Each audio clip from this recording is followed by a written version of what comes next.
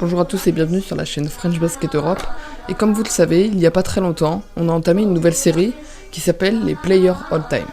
C'est tout simplement une série qui retrace les meilleurs joueurs du championnat Euroleague, ceux qui ont eu un réel impact dans l'histoire de l'Euroleague. Après Big Sofo dans le premier épisode, aujourd'hui on va parler d'Antoine Rigaudot. J'ai encore un paquet de joueurs à vous présenter, donc abonne-toi et active la cloche de notification pour ne pas manquer les prochains épisodes de cette série.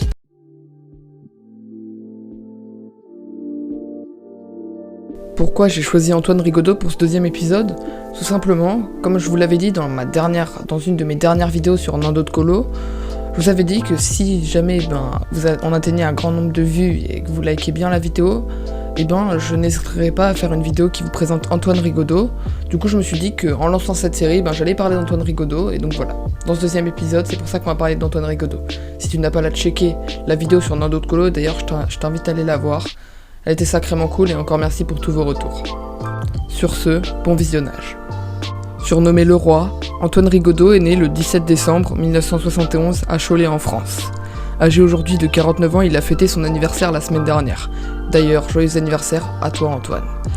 Considéré comme l'un des meilleurs joueurs du basketball français du haut de ses 2m01, l'arrière-shooter a tout simplement mis en valeur le basket français au niveau de la scène européenne. Il a fréquenté deux clubs français comme Cholet où il a été formé ou l'Élan Béarnais.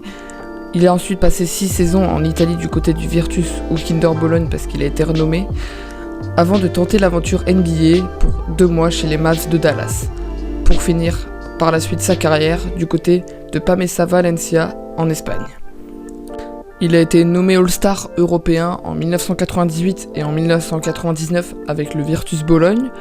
Il a remporté l'Euroleague en 1998 avec ULEB, l'Union des Ligues Européennes de Basketball, qui regroupe donc plusieurs ligues de basketball, donc françaises, allemandes, espagnoles, qui regroupent plusieurs de leurs grands joueurs pour simplement former une équipe qui va jouer l'Euroleague.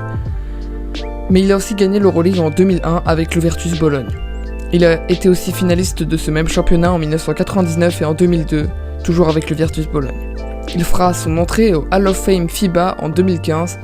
Pour ceux qui ne savent pas ce que regroupe le Hall of Fame FIBA, il regroupe tout simplement les meilleurs joueurs internationaux qui ont percé dans leur championnat, c'est-à-dire en NBA, tu vas pouvoir avoir un Michael Jordan, mais aussi un Tony Kukoc en Euroleague, plein d'autres joueurs. En 6 saisons et environ 110 matchs joués en Euroleague, Rigaudot tourne à 12,1 points, 2 rebonds, 1,4 interceptions, à 44,1% à 3 points, ce qui est un gros pourcentage, pour 12,3 d'évaluation. Sa meilleure saison, il la réalise chez les Espagnols de Valence lors de la saison 2003-2004 avec 14,8 points, 2,3 passes décisives, 1,6 interceptions, 62,5% à 2 points et 15,1 d'évaluation. Et là vous allez me dire, mais alors, qu'est-ce qui lui a valu de rentrer dans la liste des meilleurs joueurs all-time d'Euroleague ? Antoine Rigaudot a gagné en popularité et en expérience car il est le premier Français à avoir eu un réel impact en Euroleague. On le comparait souvent à Tony Kukoc pour son adresse à 3 points et sa création de tir. Pour tout vous dire, le célèbre coach d'Euroleague Ettore Messina l'appelait Michael Schumacher, célèbre pilote de course. Une comparaison forte et touchante pour un joueur comme Rigaudot. Affamé de victoire, celui qu'on surnomme le Roi réalise un match dantesque pour remporter l'Euroleague en 2001 avec le Virtus Bologne. Shoot sur shoot, il assassine ses adversaires. Même s'il ne remporte pas le titre de MVP des finales qui sera décerné à un certain Manu Ginobili, il ne sera pas passé loin de ce trophée. En conclusion, Antoine Rigaudot a apporté sa pierre à l'édifice au niveau de l'histoire de l'Euroleague, en remportant simplement 2 fois le championnat, mais tout simplement aussi parce que c'est le seul et premier véritable joueur français à avoir eu un réel impact en Euroleague. Très très bon shooter, il a fait énormément d'actions. Je vous incite d'ailleurs à aller voir son Final Four, ou au moins des highlights de son Final Four en 2001. Je vous mets une vidéo en lien dans la description si vous avez le temps. Mais voilà, c'était vraiment un joueur de très très talentueux. Et je peux tout simplement dire que son entrée au Hall of Fame FIBA en 2015 n'est pas due à rien, c'est tout simplement dû au talent du joueur. Et moi je l'ai trouvé assez incroyable. C'est une belle représentation de la France au niveau Euroleague, sachant qu'il y a vraiment très très peu de joueurs français qui ont réussi à percer en Euroleague et qui ont réussi à avoir vraiment un réel impact.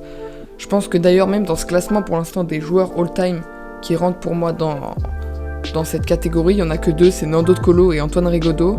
Et je travaille encore sur la question pour savoir s'il y en a d'autres, mais pour l'instant ils sont vraiment que 2. Nando De Colo et Antoine Rigaudot d'ailleurs. Moi, dites-moi en commentaire si vraiment vous avez d'autres joueurs qui pensent qu'ils pouvaient rentrer dans ce classement des joueurs all-time d'un point de vue français. N'oublie pas de t'abonner et de liker cette vidéo. Et moi je vous dis à la prochaine, c'était French Basket Europe.